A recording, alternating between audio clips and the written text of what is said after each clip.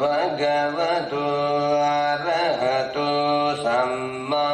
सम्बुद्धस्स नमो तस्स भगवतो अरहतो सम्मा सम्बुद्धस्स नमो तस्स भगवतो अरहतो सम्मा सम्बुद्धस्स सानुसरणेनापि अन्तलीके विपाणिनोपदेष्टामधिगच्छन्ति भूमियं वियसपदाभुपद्धवजालं यकचोरारिसम्भवा गणना च मुत्तानं परिदङ्गणम् एवं मे सुतं ऋग्रं समयं भगवा सावधियं विहरति चेतवनि अराधपिण्डिकस्य आरामि तत्र भगवा भिक्षुरावन्ति भिक्षुभूति वदन्ति भिक्षु भगवतो वचसोऽसु भगवा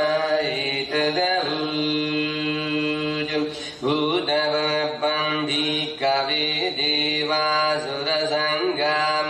समुपपुल्लो अभूषियतको भिकविं सको देवानबिन्दो देवे तावन्ति से आवन्ति शिशिचिवो मारिषा देवानं सङ्गामदगतानं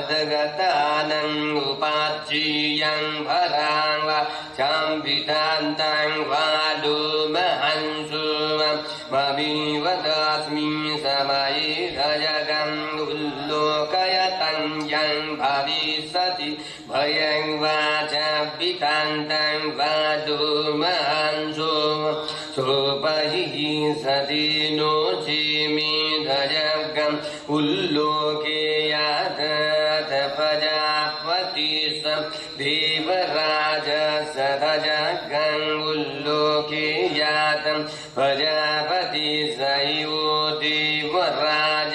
सदजगं उल्लोकयतं यं भविष्यति वयं वाचं विदतं वा लोमहंसो वा सोवैः सति नो चे प्रजापति स देवराजसं गजगं उल्लोके यात अथ वरुणस्य देवराज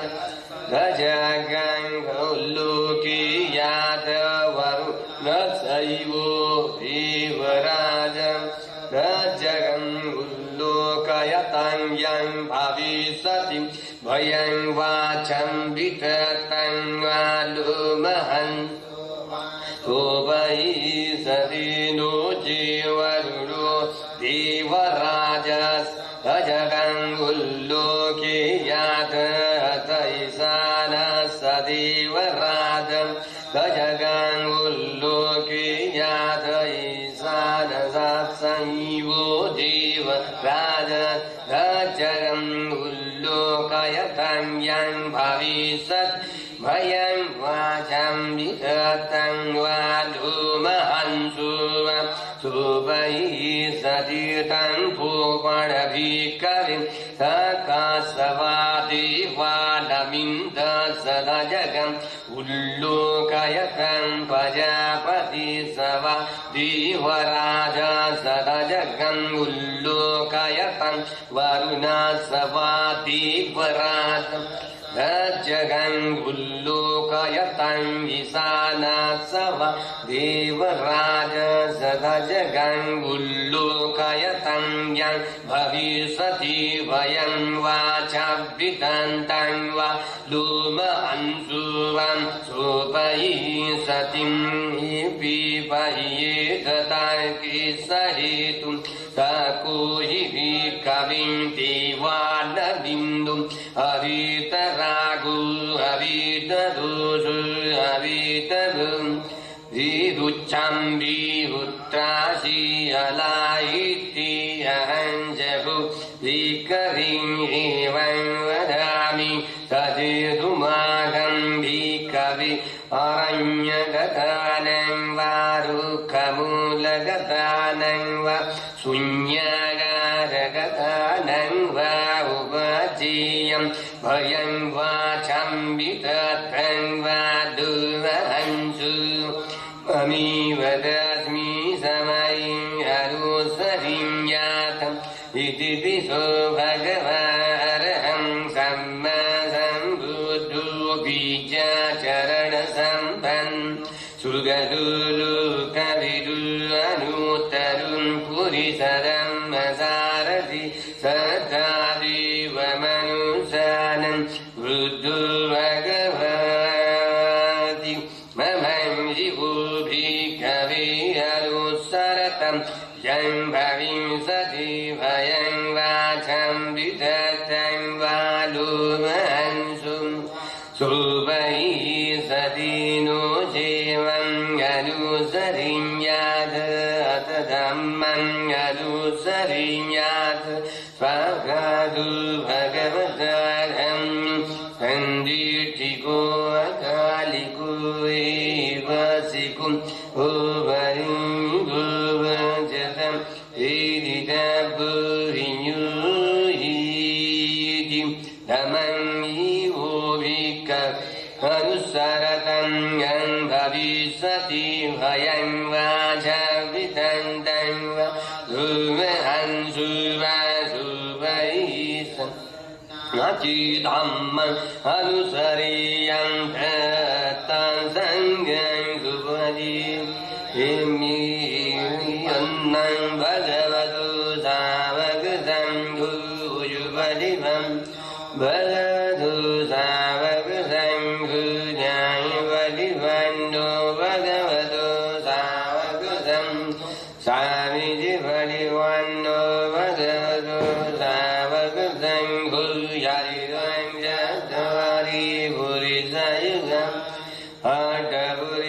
अष्टपुरिसयुगलाहि स भगवतो सावगतं पाहुणीयो दक्षिणीयो अञ्जलिकरणीयो अनुत्तर पुण्यङ्गीत दुर्गुसरि सङ्गं शिवोभिक अनुसरतं यं भविष्यति भयं वाचं विदतं धूमहंसु वा शुभैषति अङ्किसयितुं तथागतोभिकविं अर्हं सम्मा सम्बुद्ध वीतरागो वीतदोषो वीतभिरुवचम् अनुत्रास्य पलायिति तत्त्वतारं गतुवता परं हीतदवोचसाथ अरण्येरुकमुदेवा शून्यागारे वाभिक अनुसरित सम्बुद्धं भयं तुम्बाकं नोषिय नोचिबुद्धं सरियाद लोकजितं नरासवन्नतधम्मं सरियाद निपालिकं सुदेशितं नोचिधम्मं सरियाद नियादिकं सुदेशितं अथ सङ्गं सरियाद पुण्यं गीतं निवन् एवं बुद्धं शरन्तानं धम्मं सङ्गं च भिक्खवो भयं वाचं विदतं धूमहंसु